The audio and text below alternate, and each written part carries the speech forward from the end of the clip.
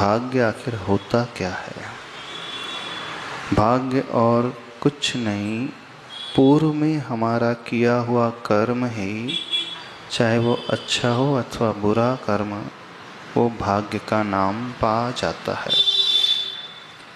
तो आज वर्तमान में भाग्य के रूप में नजर आता है। अब वर्तमान में हमारे अधीन होता है हमारा पुरुषार्थ। तो भाग्य और पुरुषार्थ में किसे वेटेज अधिक दिया जाना चाहिए? तो पुरुषार्थ को ही वेटेज अधिक दिया जाना चाहिए।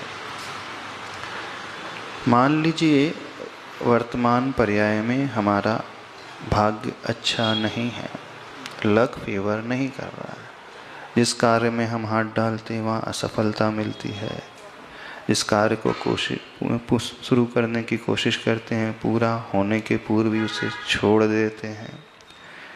भाग्य पैसे के क्षेत्र में साथ नहीं देता है, भाग्य शरीर के क्षेत्र में साथ नहीं देता है, बीमारियां बहुत पैदा हो रही हैं। तो इसका अर्थ ये समझे हमने कुछ ऐसा कर्म अथवा कार्य पूर्व में किया है, तो वर्तमान में क्या करें?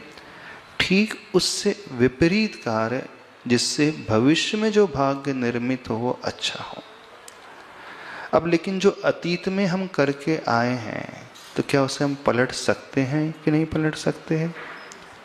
नहीं, उसे भी बहुत हद तक पलटा जा सकता है। वो कैसे पलटा जा सकता है?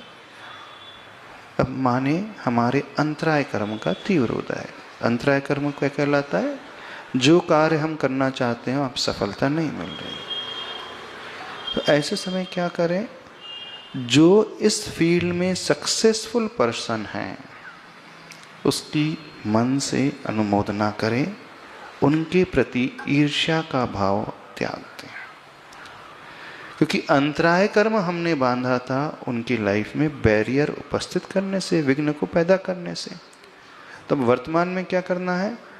उनको ऐसा रास्ता प्रशस्त करें ताकि वो जिस फील्ड में भी हैं सक्सेसफुली आगे बढ़ते चले जाए, अर्थात हम उनके जीवन में सहयोगी बनना सीखें।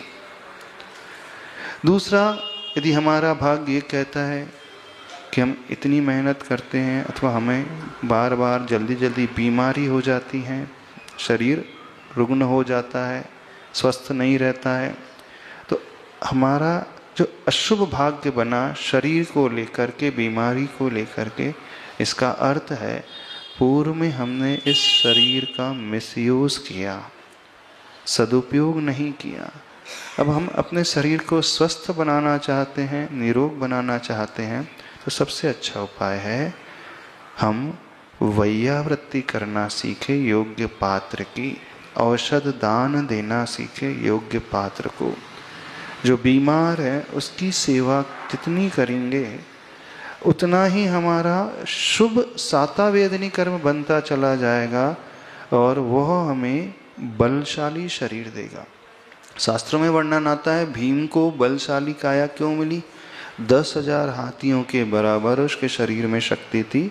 वो इसलिए कि पूर्व भाव में उसका नियम था, जब तक किसी भी मुनिराज को आहार दान न दे दे, वैयावृत्ति न करे, औषध दान न दे दे, तो वो आहार नहीं करता था। यदि गांव में कोई योग्य पात्र नहीं मिलते थे, दूसरे गांव में खोज करके किसी बीमार की पहले वो सेवा करता था, फिर वह भोजन करता था।